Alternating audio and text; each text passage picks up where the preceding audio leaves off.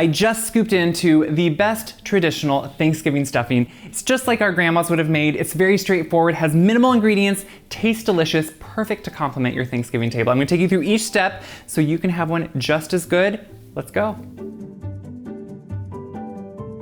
We're getting to the time of year where you want the best classic stuffing recipe, and that's what we're doing today. We are doing the one to me that my grandma made all the time, the one that we're used to. No, it is not the stovetop type you buy. You can make good dressing at home if you're one of those people. Let's have a conversion, and that's what today is about. So what I want to start with is the bread, and I use whatever mixture of bread I have in the freezer for this because I keep breads a lot of times in the freezer if I'm making bread or if I'm buying bread. So I'm using a mixture of brioche because I had a loaf of brioche, which is that nice, beautiful, eggy, butter-rich bread.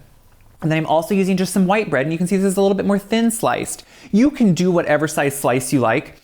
I think when you make them a little bit bigger, or like see how thick I made these, that's just for like an artisan type look, and I like that. So I cut them in kind of big third square type pieces, and that's what we're gonna put together. Now I think the important thing to know is toasting or drying out your bread in the oven, I'm gonna say it, it's essential because it creates a better dry bread than just leaving it out and letting it go stale. When you let bread go stale on the counter, the outsides all lose some moisture, but the inside of that cube does not. It stays moist, and so it does not soak in all of that moisture you want it to with the broth and everything else we're adding. So toast it or dry it out in the oven. That's really essential. So that's what we're starting with. We're gonna put it right here on a big pan. I have one big one instead of two small ones, but you can use two small ones.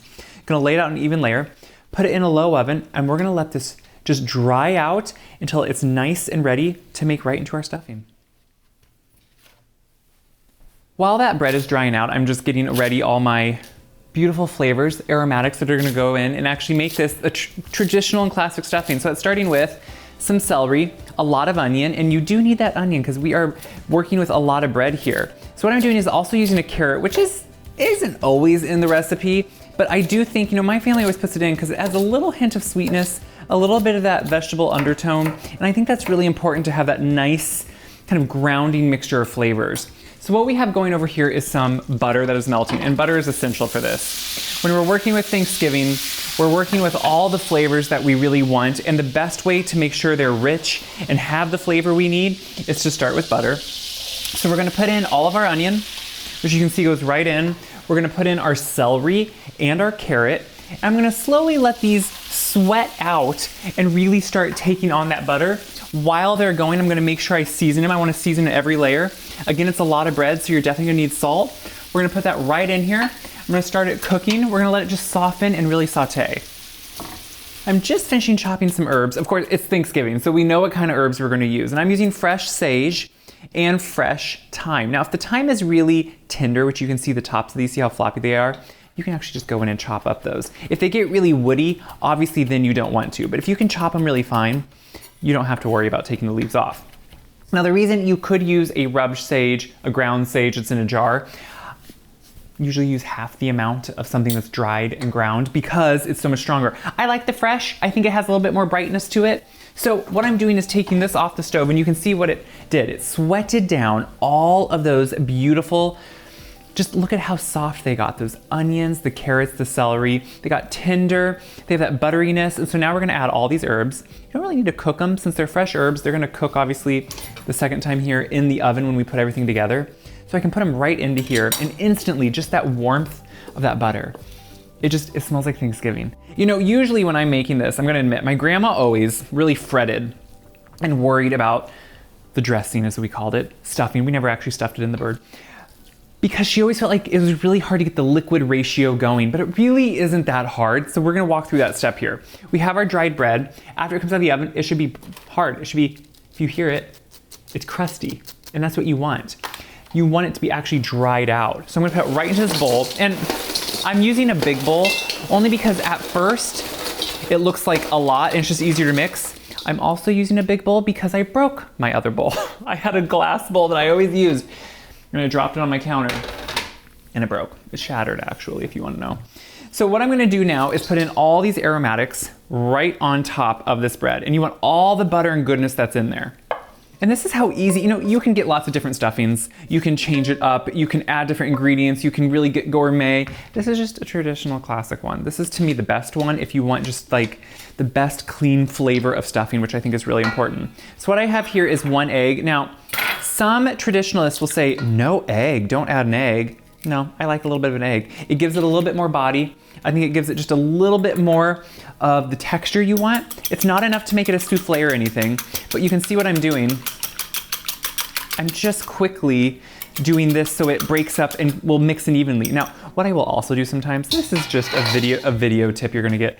I'll put a little bit of the stock or broth right in there. Now, if you have one, this is things you can do to add flavor. Put a really good bone broth in, or if you have the carcass of your turkey even that you pre-cooked or something, add that in because that's gonna be more gelatinous and have a lot more flavor. A bone broth would too. Or a turkey stock, you could even use chicken stock, but use one that's really good. So we're gonna throw this in here, and we're gonna start by throwing in about half of our stock or broth here. And what I wanna start doing is just mixing this together. What I like to do is just make sure I get them all kind of moistened, which you can see they're not mushy yet or anything, they're just getting moistened. This is when I do my final seasoning too, so add my last bit of salt and black pepper. You need the black pepper in there. And then this is where we're gonna add more of our stock broth here. So I like to be on the slightly wet side, but this is where you can kind of take it up and switch it up. But what you're gonna notice here is, as I'm stirring it, if I push over to the side, you're seeing just a little bit pool on the bottom. That's because it's actually soaking in really well to that bread mixture. And you want it to be wet, a lot of recipes will say, but not too wet. And you're like, well, what does that mean? That doesn't really help me. I like to think of it as, you wanna be able to pick up the pieces of bread and squish them. If you look, you're gonna see how you can get a little bit of that moisture showing and collecting and even squeeze out. That's perfect. You don't wanna be to the point where they can't take any more because then you've oversaturated it. So we're getting just about there. Gonna add in my last little bit, which looks perfect. And now we can bring it all together and it's gonna be ready to bake. So the egg is gonna give it the best body we want. It's gonna give it just a nice texture that's gonna hold it all together. So I'm gonna put it right into my baking dish. And look how simple this is. We're not putting chestnuts in it. We're not putting anything extra. Some people do like to cook, some of those giblets and put those in here too. You could do that if you want to. My grandma would do that a lot, or add them to gravy. So now we're gonna scrape it all right in because you have to get all those bits out. You need all the flavor, and then just spread it out into an even layer as best you can. And now we'll pop this in and we're gonna let it bake. Now, while it's baking, it's going to puff up slightly just because there is a little bit of egg in there, but then we'll let it cool off. We'll try it, and it's already smelling like Thanksgiving, so I know it's gonna taste like it really soon. The stuffing came out of the oven. I'm literally eating it pretty much piping hot. So you can see it puffs just slightly and it will settle a little bit. I like these craggy bits that the big pieces of bread do. Now, if you want to cut your small and have it more like this in here, that fine texture like a stovetop, one of those pre-bought ones would have, you can do that too. It's whatever texture you want. But as we're taking it out of here, you can see how it still has a beautiful stuffing, and I love that. I love how it has that moisture in it. It's not dry. I don't like a dry stuffing at all. Instead, I like it like this. Now, you could put this inside of your turkey, underneath your turkey, if you like to do it that way. I know a lot of people now like to spatchcock their turkey and have this like right underneath so it soaks in all the juices. That works for that, and it's delicious. So you can do whatever works for you. But then you can just serve it and have everyone say, this is great stuffing. Isn't that what we all want?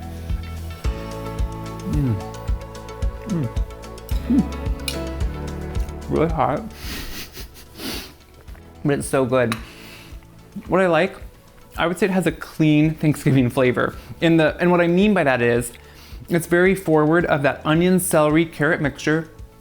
It has the great pop of sage, a little bit of thyme, and then it has a really good stock that I use, that turkey stock. And while I a lot of times will use a homemade one, anyone that's gonna have good flavor is really gonna give this even more flavor, because think how little we're adding to this overall. We're adding stock, we're adding some vegetables and some butter.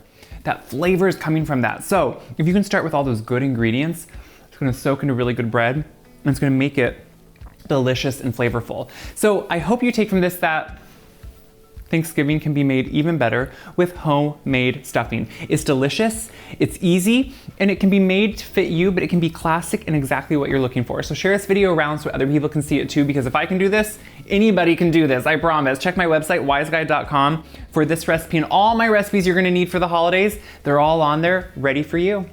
Happy Thanksgiving.